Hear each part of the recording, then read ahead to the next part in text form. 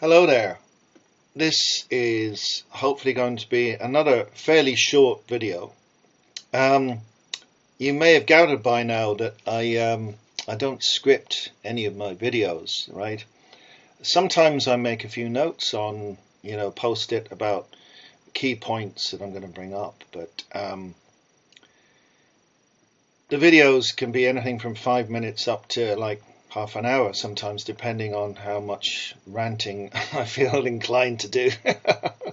So, I have a rough idea before I make a video of what I'm going to say, but um, I never script anything. I just let it happen, and the words just come out of my mouth, and none of it is pre-decided. Um, so, it's pretty much the same when I do public talks. I might talk about one of my books somewhere, and every single talk I do is going to be different because I know what I'm going to talk about. I know the subject matter, generally speaking, but I never use scripts, so it's really just what comes off the top of my head at the time is what you get, and that's pretty much how it is with all these videos. So this is a subject that's come up a lot in recent years, and certainly a lot of the videos I get shown in my feed on YouTube. And there's various pundits talking about narcissism, and it's an interesting subject, because the irony is that some of the people talking about narcissism are in fact narcissists themselves, and it's just more garnering of attention. So what I really wanted to talk about it is not so much narcissism itself, because I think at this stage most people know exactly what that is. We have fairly good definitions of it.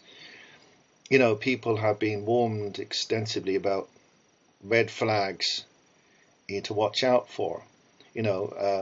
Sort of the incredible vanity is one of the biggest red flags. And personally, I have never made a selfie, and I have no intention of making any selfies in the future, and I just don't generally share pictures of myself. I do have publicity shots for promoting my books, for the publishers to use, etc. But they're like done once every year or two, and the same photo will be shared in different places. You're kind of obliged to do that these days. But as a general thing, I don't feel the need to share pictures of myself or my family or what I'm doing from day to day. And that's very much a modern phenomenon. And if you go back to the sort of pre-internet age, such things just didn't exist.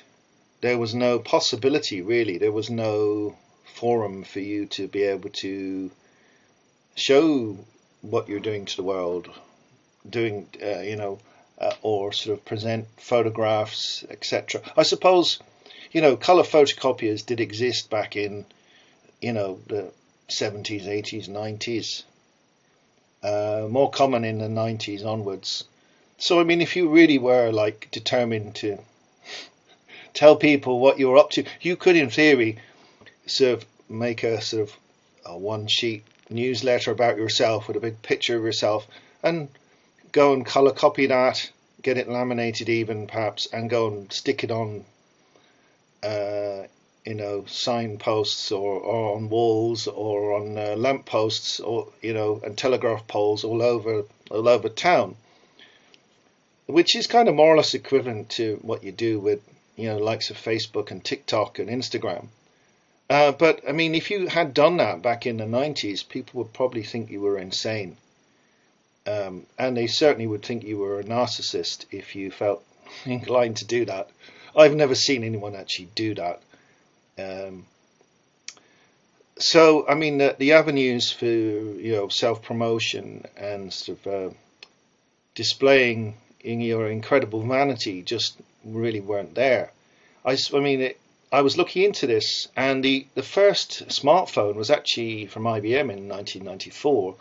I've seen a picture of it, and I mean the screen's pretty rubbish, sort of an LCD screen, so you couldn't really show pictures very accurately at all. But that quickly moved on, and sort of before the iPhone, LG actually produced a color smartphone with an all touchscreen interface. I don't know if Apple got the idea from them, but a year after they brought out the iPhone, which changed everything. Up to that point, BlackBerry had been the leaders in smartphones, and they did have internet. You did have a color screen and a little tiny keyboard that you could type on. But it was kind of limited. It was quite limited in what you could do. And it was around this time, 2005, I think, that Facebook, I think it had been called The Facebook originally. It changed its name, and Facebook sort of took off. I can remember a friend of mine, he was doing a lot of travel. Unfortunately, he's deceased now, and he was using Facebook to share photos of his travels around China and various other places. I think Africa as well. He worked for a bit. Unfortunately, he was run over by a truck in China and died. Very, very tragic. But he was the first person who introduced me to Facebook and the idea of sharing photos. And I was like, oh God, this seems like really crap. And like I didn't like the platform. I was interested to see his photographs, and it was an innovative way for someone like him who was traveling all over the world for work to share his photographs with his family and friends. But it all seemed very odd, and I didn't want to set up an account or anything like that. Although eventually, of course, like most people, I did open a Facebook account of my own and start doing posts, and I use it to promote my my writing in particular. But for many people, it's just become an outlet for the narcissistic tendencies and their vanity. I'm sharing my work. I suppose you could call it a kind of vanity in that I want to share the contents of my brain with people rather than my face or what what kind of clothes I'm wearing, etc. I suppose you could say it's a kind of vanity that I think anyone would be interested in what I have to say in my articles or in the video, or what my thoughts are on certain subjects. I suppose there's a level of egotism and vanity involved in that that I would think anyone wants to hear what I've got to say. And I suppose that's true, but I think there's a big difference when it comes to narcissism, in that people tend to be completely self-obsessed, and they somehow believe that everyone else should think that they're brilliant and wonderful and beautiful and whatever. And they're determined to share that with the rest of the world, whether the world wants it or not. And I think that's one of the great weaknesses of social media, and that it has encouraged people to become more and more vain and more narcissistic. So it's an absolute playground for the narcissist, it really is. But as I said in the title, this too shall pass. That's using a line from George Harrison.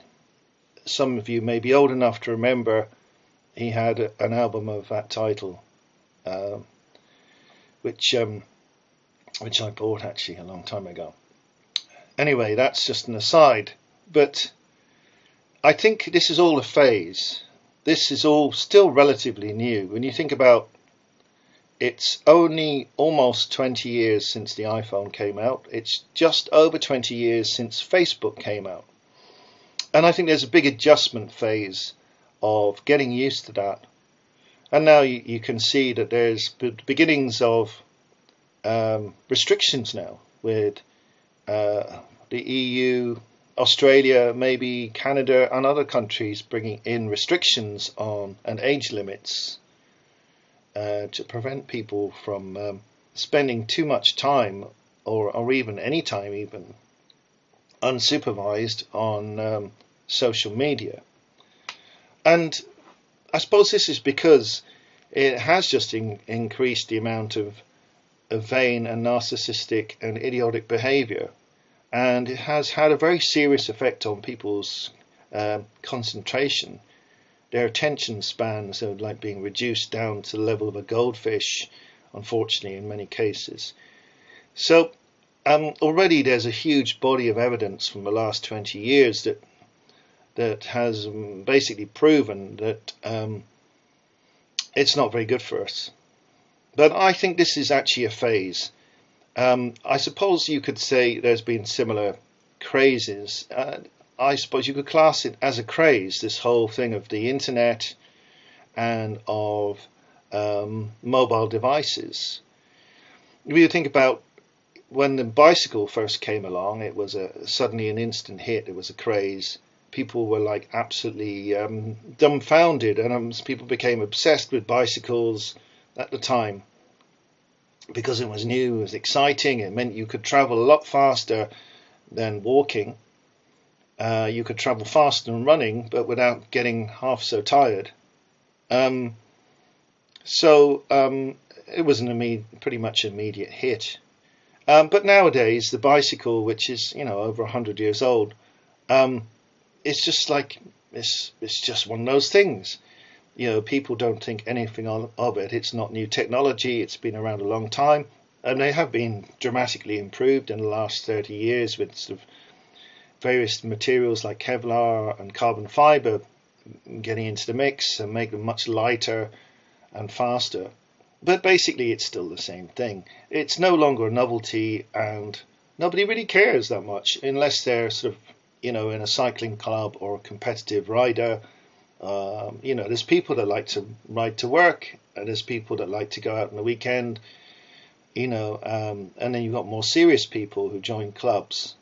But it's very different from the beginning when it was just this amazing new exciting technology. I think we're going through that same process with social media and mobile devices, that we're getting to that end period of this sort of fascination and obsession, which I hope will lead to a reduction in the narcissistic and incredibly vain, self-aware, self-obsessed behaviour that is being exhibited by people all over the world.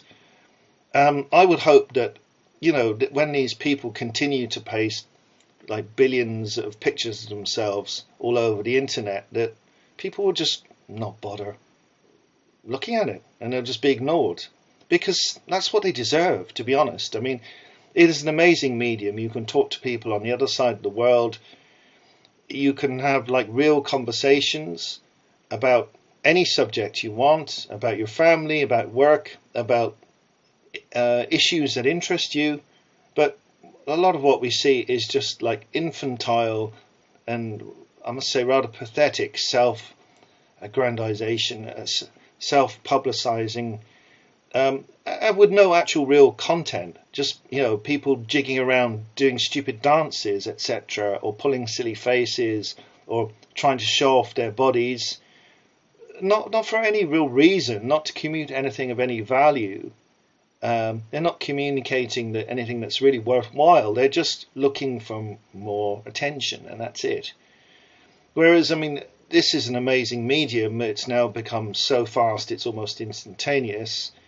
The sharing of information and also ideas and emotions can actually be achieved in a very sort of real way using these different media.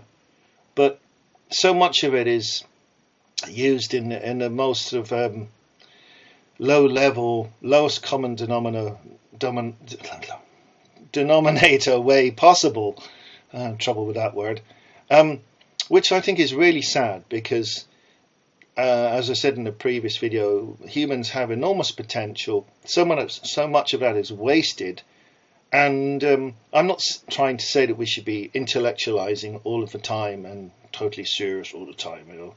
and never have any fun. There's certainly a place for fun, but the internet and the realm of social media seems to be dominated by trivia, rather than sort of real, meaningful, or anything in depth in the way of communication, which is a pity. So I would hope that as we get further and further down the road and it becomes less of a novelty, that we get more used to it, we're more aware of the dangers it might have in terms of ADHD or inability to concentrate, sort of the dopamine addiction, etc., that is a consequence of constant use of social media, that attitudes will change and we will move away from this sort of extreme vanity towards actually using it in a more purposeful way.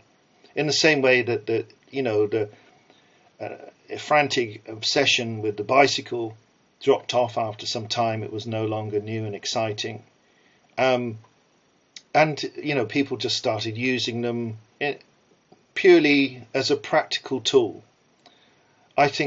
I'm hopeful, at least, that as we get further down this road, there will be more innovations, obviously, probably with actually usable virtual reality and augmented reality spectacles and goggles, which will be much lighter and easier to use and better quality, not stressing you out and nearly busting your neck with the weight of them. But I think the whole concept of interactive communication via electronic means will perhaps become less important, and I think already we're seeing signs of a lot of younger people just getting rid of social media, closing their accounts, buying dumb phones, like a non-smartphone.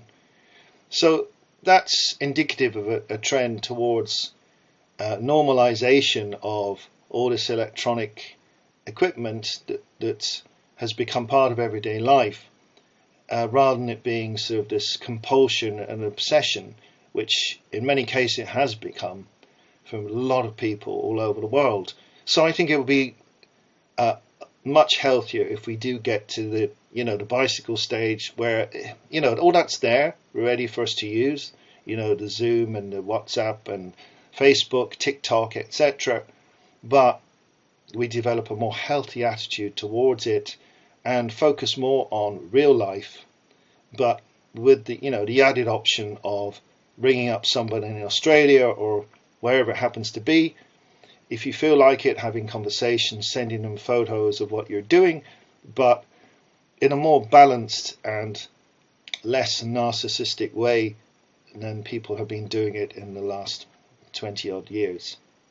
So I'm hopeful that change, that shift will happen, because I really think it needs to, because there's from my perspective, a whole generation of people who've been pretty much ruined by social media, who can't concentrate on anything, that have become completely self-obsessed and are just really awful people, perhaps not entirely because of it being their own fault, perhaps as a result of this new technology that has just brought out the worst in them.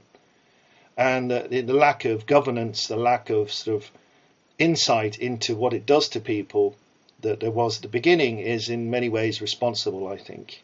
So although it's generated some of the most annoying people in history, in some, to a large extent, they are victims of circumstance. They may have been narcissistic anyway, but whatever tendencies they have been amplified 1,000 times by these platforms, which has, given them the opportunity to avail of their narcissistic tendencies to the absolute max, and that's obviously a bad thing. So, although it's done a lot of damage already, I think there is hope that attitudes and the way we use this technology will change in the future for the better. I certainly hope so. Okay, that's enough ranting for now. How have I clocked up so far? 20 minutes, oh my god. Well, there you go. Sometimes when I get started, I just waffle on. I hope you enjoyed it. And I'd be interested to know what your thoughts are about narcissism and the connections with new technology as well. So please leave a comment if you've anything to say, and if you hit the like button I'd be grateful, and perhaps subscribe too if you want to see more of my videos. And of course you can always check out my links on Linktree on my website lukeeastwood.com if you are interested. Okay, thanks for watching. That's it for now. Bye bye.